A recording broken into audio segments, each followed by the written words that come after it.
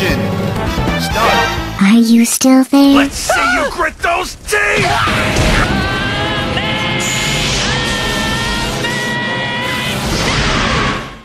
What's up guys, it's Ramen with Mission Start Podcast, here to bring you a review of Vanguard Princess. Now I'm by no means a fighting game expert, but I'll do my best to tell you about this anime style fighting game. So right off the bat, hopping into it, you'll notice the anime art style and the 2D style of combat. The graphics are kind of dated when compared to something like Blaze Blue, but they do have this certain old school charm that I enjoyed when I was playing the game. The best part of the art style during this game were the really small animated bits during some of the supers. They look pretty cool, but overall I kind of wanted to see more.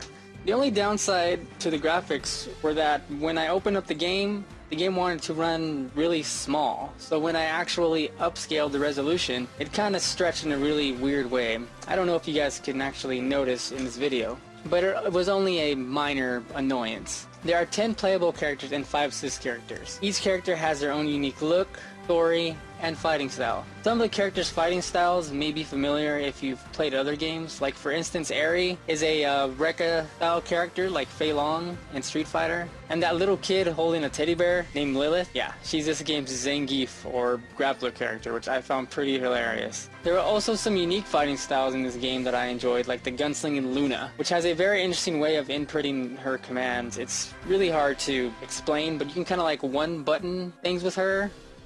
I don't know, you have to just kind of try it out yourself, but it is pretty unique. Now the assist characters are on screen for the entire battle, which can kind of get in the way of what you're looking at sometimes, but it is pretty unique as aside from the Marvel vs. Capcom series where the assists will come in out of nowhere. Now see, they too have their own unique feel to them, and they also each have their own specific moveset that you'll use. With 10 characters and 5 assist characters, that gives you over 50 different character and assist combinations to dish out some whoop ass. Now that makes the game pretty deep overall. The game only has 2 modes, story and versus mode. Story mode sticks to the tried and true fight, win, next opponent formula. The story is told through lines of text and image stills, which is okay, but given that I really like the character designs and the art style, I wanted to see more animation to tell the story. And overall, the story was just kind of forgettable for me. If you're playing alone, then most of your time is probably going to be spent in story mode since it's the only way to fight CPU opponents. There's also no training mode, so if you want to hone your skills or practice combos, you have to set up a second player and keep rematching after they die. Now there's a way to play online that I found out after some research, but it ended up being like way too complicated for me to set up, so you're kind of on your own on that one. Now overall, the game is fast and fun, but since the game doesn't do much to teach you the characters or the mechanics of the game, it's easy to feel lost when trying to play. I myself spent an entire week playing this game for this review,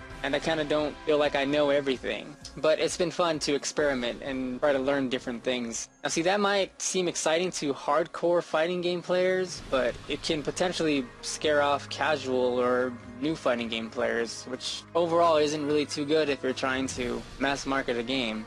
If you're a hardcore fighting game player and love to figure stuff out on your own, then Vanguard Princess is probably for you, even though you'll probably come to find out that setting up a fight stick is kind of a pain in the ass and requires a program like XPatter to use. But it's kind of expected from a indie game. But overall, the game is solid and fun, and its price point is pretty cool at only $5. Now with small technical problems and the lack of a training mode to help out noobs, I would have to give the game a 3 out of 5. If I had to recommend this game to anyone, I would recommend it to people who are fans of anime due to the art style, and people who are hardcore fighting game players, since the game seems pretty deep at its core, and there seems to be a lot to learn and a lot to figure out. This has been Ramen with Mission Star Podcast. Be sure to visit www.missionstar